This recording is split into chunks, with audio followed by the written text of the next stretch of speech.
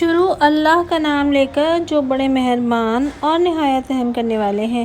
قسم ہے ان فرشتوں کی جو جان سختی سے نکالتے ہیں اور جو بند کھول دیتے ہیں، اور جو تیرتے ہوئے چلتے ہیں، پھر تیزی کے ساتھ دوڑتے ہیں، پھر ہر امر کی تدبیر کرتے ہیں۔ قیامت ضرور آئے گی، جس روز ہلا دینے والی چیز ہلا ڈالے گی، جس کے بعد ایک پیچھے آنے والی چیز آ جائے گی۔ بہت سے دل اس روز دھڑک رہے ہوں گے، ان کی آنکھیں جھک رہی ہوں گی، کہتے ہیں کہ کیا ہم پہلی حالت میں پھر واپس ہوں گے؟ کیا جب ہم بوسیدہ ہڈیاں ہو جائیں گے پھر واپس ہوں گے؟ کہنے لگے کہ اس صورت میں یہ واپسی بڑی خسارے کی ہوگی، تو بس ایک ہی سخت آواز ہوگی جس سے سب لوگ فوراً ہی میدان میں آ موجود ہوں گے۔ کیا آپ کو موسیٰ کا قصہ پہنچا ہے؟ جبکہ ان کو ان کے پروردگار نے ایک پاک میدان یعنی طویٰ میں پکارا کہ تم فرعون کے پاس جاؤ، اس نے بڑی شرارت اختیار کی ہے، سو اس سے کہو کیا تجھ کو اس بات کی خواہش ہے کہ تو درست ہو جائے اور میں تجھ کو تیرے رب کی طرف سے رہنمائی کروں تو ڈرنے لگے۔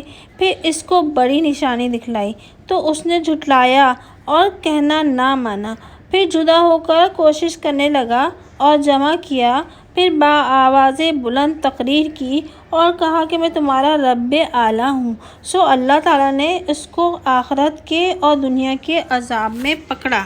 بے شک اس میں ایسے شخص کے لیے بڑی عبرت ہے جو ڈرے۔ بھلا تمہارا پیدا کرنا زیادہ سخت ہے یا آسمان کا؟ اللہ نے اس کو بنایا، اس کی سقف کو بلند کیا اور اس کو درست بنایا، اور اس کی رات کو تاریک بنایا اور اس کے دن کو ظاہر کیا، اور اس کے بعد زمین کو بچھایا، اس سے اس کا پانی اور چارہ نکالا، اور پہاڑوں کو قائم کر دیا تمہارے اور تمہارے مویشی کے فائدہ پہنچانے کے لیے۔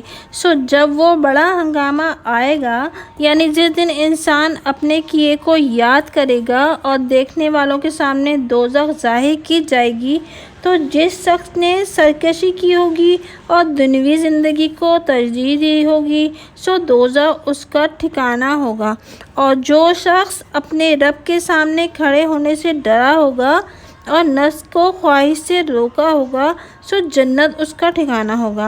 یہ لوگ آپ سے قیامت کے متعلق پوچھتے ہیں کہ اس کا وقوع کب ہوگا اور اس کے بیان کرنے سے آپ کا کیا تعلق؟